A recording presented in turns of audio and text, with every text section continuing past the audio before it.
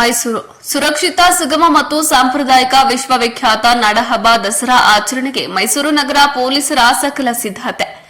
ಮೈಸೂರು ಜಿಲ್ಲಾ ಕಮಿಷನರ್ ಸೀಮಾ ಲಾಡ್ಕರ್ ರವರು ಮೈಸೂರಿನ ಖಾಸಗಿ ಹೋಟೆಲ್ನಲ್ಲಿ ಪತ್ರಿಕಾಗೋಷ್ಠಿ ನಡೆಸಿ ಮಾತನಾಡಿದರು. ನಾಡಹಬ್ಬ ಮೈಸೂರು ದಸರಾ 2025 ಮಹೋತ್ಸವ ಮೈಸೂರು ನಗರದಲ್ಲಿ ದಿನಾಂಕ 22/9/2025 ರಿಂದ 2/10/2025 ಜರುಗಲಿದ್ದು ನಗರದ ವಿವಿಧ ಸ್ಥಳಗಳಲ್ಲಿ ವಿವಿಧ ಕಾರ್ಯಕ್ರಮಗಳನ್ನು ಆಯೋಜಿಸಲಾಗಿದ್ದು ಈ ಸಮಯದಲ್ಲಿ ಯಾವುದೇ ಅಹಿತಕರ ಘಟನೆಗಳು ನಡೆಯದಂತೆ ಕಾನೂನು ಮತ್ತು ಸುವ್ಯವಸ್ಥೆ ಕಾಪಾಡುವ ನಿಟ್ಟಿನಲ್ಲಿ ಹಾಗೂ ಸುಗಮ ಸಂಚಾರ ವ್ಯವಸ್ಥೆ ಕಲ್ಪಿಸುವ ನಿಟ್ಟಿನಲ್ಲಿ ಪೊಲೀಸ್ ಇಲಾಖೆಯಿಂದ ಅವಶ್ಯಕತೆಗಳನ್ನು ಕೈಗೊಳ್ಳಲಾಗಿದೆ. ದಿನಾಂಕ 22/9/2025 ರಿಂದ 29/9/2025 ಒಂದನೇ ಹಂತ ಹಾಗೂ 30/9/2025 ರಿಂದ 2/9/2025 ಎರಡನೇ ಹಂತದಲ್ಲಿ ಬಂದೋಬಸ್ತ್ ವ್ಯವಸ್ಥೆ ಕಲ್ಪಿಸಲಾಗಿದೆ. ದಸರಾ ಉದ್ಘಾಟನೆ ಕಾರ್ಯಕ್ರಮ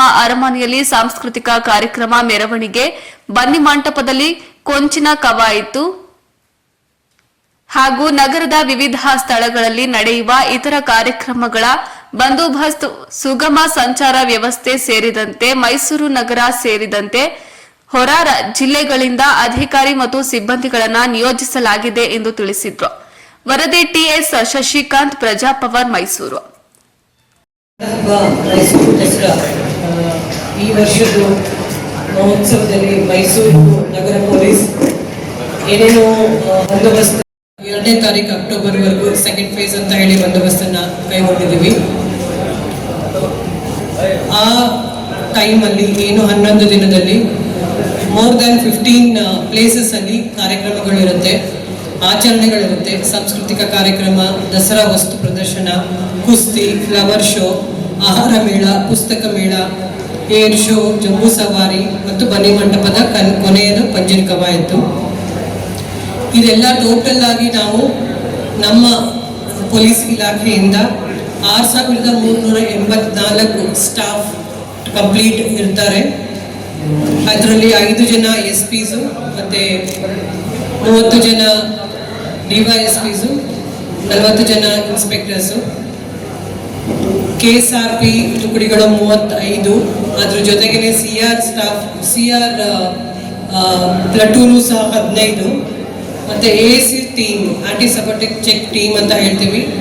ಪ್ರತಿಯೊಂದು ಇಂಪಾರ್ಟೆಂಟ್ ಪ್ಲೇಸಸ್ ಅಲ್ಲಿ ನಾವು ಸಿಟಿ ಲಿಮಿಟ್ಸ್ ಅಲ್ಲಿ ಅದನ್ನ ಏಸ್ ಚೆಕ್ ಈಗ ಮಾಡ್ತಾನೆ ಇದೀವಿ. ಮತ್ತೆ ಡ್ಯೂರಿಂಗ್ ದಸರಾನು ಅದು ಇರುತ್ತೆ. ನಮಗೆ ಸಪೋರ್ಟಿಂಗ್ ಅಂತ ಹೇಳಿ 1200 ಹೋಮ್ ಗಾರ್ಡ್ಸ್ ಸಹ ಬಂದೋಬಸ್ತಲ್ಲಿ ಇರ್ತಾರೆ. ಇಂಪಾರ್ಟೆಂಟ್ ಆಗಿ ಜಾಸ್ತಿ ಕ್ರೌಡ್ ಇರುತ್ತೆ, ಜನಸಂದಣಿ ಇರುತ್ತೆ. ಅದರ ಸಲುವಾಗಿ ನಾವು ಆಂಬ್ಯುಲೆನ್ಸ್ ಮತ್ತು ಫೈರ್ ಫೋರ್ಸ್ ಡಿಪಾರ್ಟ್ಮೆಂಟ್ ಇಂದ ವೆಹಿಕಲ್ಸ್ ನಾವು ಈ ಸಲ ಹೆಚ್ಚಿಗೆ ನಿಯೋಜನೆ ಮಾಡಿದ್ದೀವಿ. 26 ಆಂಬ್ಯುಲೆನ್ಸ್ ಮತ್ತೆ 32 ಫೈರ್ ಫೋರ್ಸ್ ಅಗ್ನಿಶಾಮಕ ದಳಗಳನ್ನು ನಿಯೋಜನೆ ಮಾಡಲಾಗಿದೆ. ಇಂಪಾರ್ಟೆಂಟ್ ಪ್ರಮುಖ ರಸ್ತೆಗಳಲ್ಲಿ ಬಡ್ಡಿ ಮಂಟಪ ಇರ್ಬೋದು, ಮತ್ತೆ ಎಲ್ಲೆಲ್ಲಿ ಗೇಟ್ ಎಂಟ್ರೆನ್ಸ್ ಇರ್ಬೋದು, ಎಲ್ಲಿ ನಮಗೆ ಜಾಸ್ತಿ ಜನಸಂದಣಿ ಇರುತ್ತೆ ಅಲ್ಲಿ ನಾವು ಅದನ್ನ ಸ್ಟ್ರಾಟಜಿಕಲಿ ನಾವು ಅದನ್ನ ಎರಡನ್ನೂ ಪ್ಲೇಸ್ ಮಾಡಿದ್ದೀವಿ. ಯಾವುದೇ ಕಾರಣಕ್ಕೂ ಪ್ಯಾಲೇಸ್ ಒಳಗಡೆ ಆಗ್ಲಿ ಬನ್ನಿ ಮಂಟಪದಲ್ಲಾಗ್ಲಿ ಜಾಸ್ತಿ ಜನ ಇರೋದ್ರಿಂದ ಈ ಸಲ ಹೊಸದಾಗಿ ಎಮರ್ಜೆನ್ಸಿ ಇವ್ಯಾಕ್ಯುಯೇಷನ್ ಡ್ರಿಲ್ ಮತ್ತೆ ರೂಟ್, ಅಂದ್ರೆ ಏನೇ ಅಹಿತಕರ ಘಟನೆ ಏನಾದ್ರೂ ಪ್ಯಾಲೇಸ್ ಒಳಗಡೆ ಜನ ಇದ್ದಾಗ ಆದ್ರೆ ಆಂಬ್ಯುಲೆನ್ಸ್ ವ್ಯವಸ್ಥೆ, ಅದಕ್ಕೊಂದು ಸಪರೇಟ್ ರೂಟ್, ಹಾಸ್ಪಿಟಲ್ಗೆ ಹೋಗೋ ರೂಟ್, ಬನ್ನಿ ಮಂಟಪದಲ್ಲಿ ಏನಾದ್ರೂ ಆದ್ರೆ ಅಲ್ಲಿ ಟ್ರಾಫಿಕ್ ನಾವು ರೆಗ್ಯುಲೇಟ್ ಮಾಡಿರೋದ್ರಿಂದ ರೂಟ್ ಅನ್ನು ನಾವು ಸಪರೇಟ್ ಆಗಿ ಕೊಟ್ಟಿದ್ದೀವಿ. ಇದರ ಪ್ರಯುಕ್ತ ಎಲ್ಲ ಹಾಸ್ಪಿಟಲ್ಸ್ ಮತ್ತೆ ಸಂಬಂಧಪಟ್ಟ ಹಾಸ್ಪಿಟಲ್ಗೆ ಯಾವುದು ನಾವು ಅದನ್ನ ಡೆಸಿಗ್ನೇಟ್ ಮಾಡಿದ್ದೀವಿ. ಅದ್ರ ಜೊತೆಗೆ ಆಂಬ್ಯುಲೆನ್ಸ್ ಯಾರ್ಯಾರು ಹಾಸ್ಪಿಟಲ್ ಇಂದ ಕೊಡ್ತಾ ಇದ್ದಾರೆ ಅವರ ಡ್ರೈವರ್ಸ್ ಸಹ ಮೀಟಿಂಗ್ ಮಾಡಿಬಿಟ್ಟು ಅವತ್ತಿನ ದಿನ ಸ್ಪೆಸಿಫಿಕ್ ಆಗಿ ಯಾರಿಗೆ ಬ್ರೀಫಿಂಗ್ ಆಗಿದೆ ಅವ್ರಿಗೆ ಇಟ್ಕೊಳ್ಳೋ ವ್ಯವಸ್ಥೆನ ನಾವು ಈ ಸಲ ಎಕ್ಸ್ಟ್ರಾ ಮಾಡ್ಕೊಂಡಿದ್ದೀವಿ. ಮೈಸೂರಲ್ಲಿ 11 ದಿನ ಲೈಟಿಂಗ್ ಇರುತ್ತೆ, ಅದು ಮುಂದೆನೂ ಕಂಟಿನ್ಯೂ ಆಗುತ್ತೆ. ಬಟ್ ಆ ಲೈಟಿಂಗ್ ಇರೋ ಟೈಮಲ್ಲಿ ಜಾಸ್ತಿ ಜನ ಹೋಗ್ತಾ ಇರೋದ್ರಿಂದ ಅದಕ್ಕೂ ಸಹ ನಾವು ಸಪ್ರೇಟ್ ರೂಟ್ ಬಂದೋಬಸ್ತ್ ಮತ್ತೆ ಇಂಪಾರ್ಟೆಂಟ್ ಆಗಿ ಪಬ್ಲಿಕ್ ಅಡ್ರೆಸ್ ಸಿಸ್ಟಮ್ ಈ ಸಲ ಪ್ರತಿಯೊಂದು ಇಂಪಾರ್ಟೆಂಟ್ ಸರ್ಕಲ್ಸ್ ಅಲ್ಲಿ ಮಾಡ್ಕೊಂಡಿದ್ದೀವಿ. ಟ್ರಾಫಿಕ್ ಅಡ್ವೈಸರಿ ಅಥವಾ ಟ್ರಾಫಿಕ್ ರೆಗ್ಯುಲೇಷನ್ ಬಗ್ಗೆ ಹೇಳಕ್ಕೆ 43 ಕಡೆ ಪಬ್ಲಿಕ್ ಅಡ್ರೆಸ್ ಸಿಸ್ಟಮ್ ಇರುತ್ತೆ. ಅದ್ರ ಜೊತೆಗೆ ವಾಚ್ ಟವರ್ ಅಂತ ಇರುತ್ತೆ ಸಪರೇಟ್. ಮತ್ತೆ law and order point of view, ಎಲ್ಲಿ ಕ್ರೌಡ್ ಜಾಸ್ತಿ ಇರುತ್ತೆ ಅಲ್ಲಿ 33 ಪಬ್ಲಿಕ್ ಅಡ್ರೆಸ್ ಸಿಸ್ಟಮ್ ಅನ್ನ ಈ ಸಲ ಅಳವಡಿಸ್ಕೊಂಡಿದ್ದೀವಿ ಸಿಟಿ ಲಿಮಿಟ್ಸ್ ಅಲ್ಲಿ.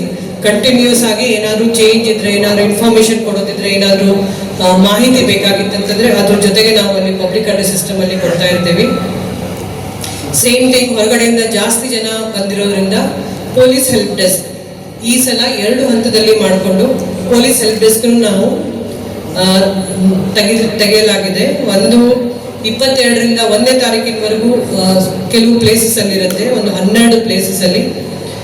ಫಾರ್ ಎಕ್ಸಾಂಪಲ್ ಜಗಜೀವನ್ ರಾಮ್ ರಸ್ತೆ ಇರ್ಬೋದು, ಅರಮನೆ ಹೊರ ಗೇಟು, KR ವೃತ್ತ, ಸೆಂಟ್ ಫಿಲೋಮಿನಾ ಚರ್ಚ್, ಮತ್ತೆ ಬೇರೆ ಆ ರೀತಿ 12 ಪ್ಲೇಸಸ್ ಅಲ್ಲಿ ನಾವು ಪೊಲೀಸ್ ಹೆಲ್ಪ್ ಡೆಸ್ಕ್ ಅನ್ನ ತೆಗೆದಿದ್ದೀವಿ. ಈ ಸಲ ಜಾಸ್ತಿ ಮಾಡ್ಕೊಂಡಿದ್ದೀವಿ. ಅದೇ ರೀತಿ ಸೆಕೆಂಡ್ ಫೇಸ್ ಅಲ್ಲಿ ಜಂಬೂ ಸವಾರಿ ಮತ್ತೆ ಏನು ಬನ್ನಿ ಮಂಟಪದಲ್ಲಿ ನಡೆಯುತ್ತೆ ಅದಕ್ಕೂ ಸಹ ಪೊಲೀಸ್ ಹೆಲ್ಪ್ ಡೆಸ್ಕ್ ಬೇರೆ ರೂಟ್ ಅಲ್ಲಿ 10 ಪೊಲೀಸ್ ಡೆಸ್ಕ್ ನಾವು ತೆಗೆದಿರ್ತೀವಿ. ಎನಿಥಿಂಗ್, ಎನಿ ಇನ್ಫಾರ್ಮೇಶನ್, ಎನಿ ಯಾವುದೇ ಸಹಾಯ ಬೇಕಾಗಿದ್ರು, ಯಾವುದೇ ಇನ್ಫಾರ್ಮೇಶನ್ ಬೇಕಾಗಿದ್ರು ಇಮಿಡಿಯೇಟ್ ಆಗಿ ಅವ್ರನ್ನ ಅಲ್ಲಿ ಕಾಂಟ್ಯಾಕ್ಟ್ ಮಾಡ್ಬೋದು. ಅದ್ರ ಜೊತೆಗೆ ನಮ್ಮ ಇಲಾಖೆಯಿಂದ ಒಂದು ಚಿಕ್ಕ ಬುಕ್ಲೆಟ್ ಅನ್ನ ಮಾಡಿದ್ದೀವಿ.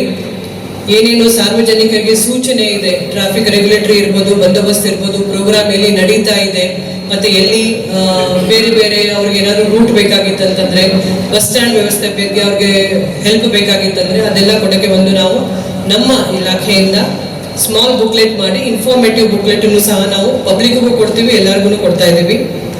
ಇದರ ಜೊತೆಗೆ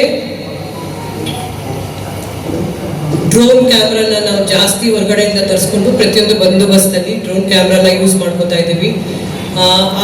ಆ ಸಮಯದಲ್ಲಿ ಲಾ ಅಂಡ್ ಆರ್ಡರ್ ನಮಗೆ ಇಂಪಾರ್ಟೆಂಟ್ ಸ್ಟೇಷನ್ ಉದಯಗಿರಿ ಇರ್ಬೋದು, ಮಂಡಿ ಇರ್ಬೋದು, ಬೈಲೇನ್ಸ್ಗಳಲ್ಲಿ ನಾವು ಡ್ರೋನ್ ಕ್ಯಾಮ್ರಾನ ಯೂಸ್ ಮಾಡಿಕೊಂಡು ಏನಾದರೂ ಕಾಂಗ್ರಿಗೇಷನ್ ಆಗ್ತಾ ಇದೆ ಅಥವಾ ಬೇರೆ ಏನಾದರೂ ನಡೀತಾ ಇದೆ ಆಕ್ಟಿವಿಟೀಸ್ ಅಂತ, ಸೊ ಡ್ರೋನ್ ಅನ್ನು ಸಹ ನಾವು ಈ ಸಲ ಬಳಕೆ ಮಾಡ್ಕೊಂಡಿದ್ದೀವಿ. ಪ್ರತಿಯೊಂದು ಲಾಸ್ಟ್ 1 ತಿಂಗಳಿಂದ ಪ್ರತಿಯೊಂದು ನಗರದಲ್ಲಿರೋ ಲಾಡ್ಜ್ಗಳನ್ನ ಚೆಕ್ ಮಾಡ್ತಾ ಇದ್ದೀವಿ. ಹೋಮ್ ಸ್ಟೇ ಇರ್ಬೋದು, ಬೇರೆ ಸರ್ವಿಸ್ ಅಪಾರ್ಟ್ಮೆಂಟ್ಸ್ ಇರ್ಬೋದು, ಅದನ್ನ ಕಂಟಿನ್ಯೂಸ್ ಆಗಿ ಚೆಕ್ ಮಾಡ್ತಾ ಇದ್ದೀವಿ.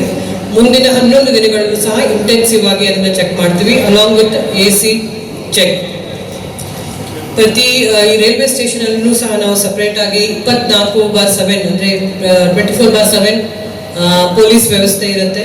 ಅಲ್ಲೂ ಸಹ ಹೆಲ್ಪ್ ಡೆಸ್ಕ್ ಇರುತ್ತೆ. ಅಲ್ಲೂ ಸಹ ಇನ್ಫಾರ್ಮೇಟಿವ್ ಏನಾದರೂ ಬೇಕಾಗಿದ್ರೆ ನಮ್ಮ ಸಿಬ್ಬಂದಿ ಅಲ್ಲಿ ಇರ್ತಾರೆ.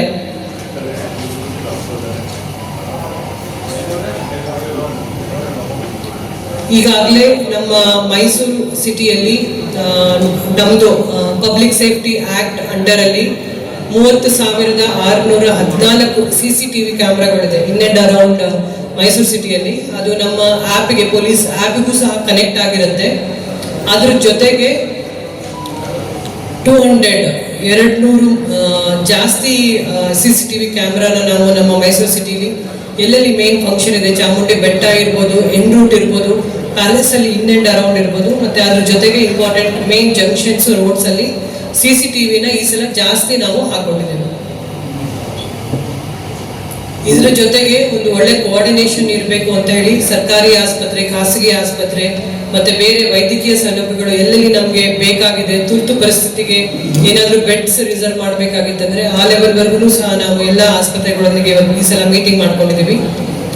ಇದ್ರ ಜೊತೆಗೆ ಎನ್ ರೂಟ್, ನಮ್ಗೆ ಏನು ಜಂಬೂ ಸವಾರಿ ದಿನ ಇರುತ್ತೆ, 4.5 ಕಿಲೋಮೀಟರ್ ರೂಟ್ ಇದೆ. ಆ ರೂಟಲ್ಲಿ ಯಾವುದೇ ಕಾರಣಕ್ಕೂ ಯಾವುದೇ ಶೀತಲಗೊಂಡಿರೋ ಬಿಲ್ಡಿಂಗ್ ಮೇಲೆ ನಿಂತ್ಕೋಬಾರ್ದು ಅಂತ ಹೇಳಿ ಆ ಎನ್ ರೂಟಲ್ಲಿರೋ ಎಲ್ಲ ವ್ಯಾಪಾರಸ್ಥರು, ಪ್ರೈವೇಟ್ ಬಿಲ್ಡಿಂಗ್ ಇರ್ಬೋದು ಅಥವಾ ಗೌರ್ಮೆಂಟ್ ಬಿಲ್ಡಿಂಗ್ ಇರ್ಬೋದು, ಅವ್ರದ್ದು ಮೀಟಿಂಗ್ ಮಾಡಿಬಿಟ್ಟು ಯಾವುದೇ ಬಿಲ್ಡಿಂಗ್ ಮೇಲೆ ಜನನ ಸೇರಿಸಲಾರ್ದಂಗೆ ಯಾವುದೇ ರೀತಿ ಅವ್ರಿಗೆ ಅಲ್ಲಿ ವ್ಯೂವಿಂಗ್ ಕೂತ್ಕೊಂಡು ವ್ಯೂ ಮಾಡಿ ಯಾವುದೇ ಅಹಿತಕರ ಘಟನೆಗಳು ಆಗಬಾರ್ದು ಅಂತ ಮುನ್ನೆಚ್ಚರಿಕೆಯಿಂದ ಅವ್ರಿಗೆ ನಾವು ನೋಟಿಸ್ ಅನ್ನ ಕೊಟ್ಟಿದ್ದೀವಿ.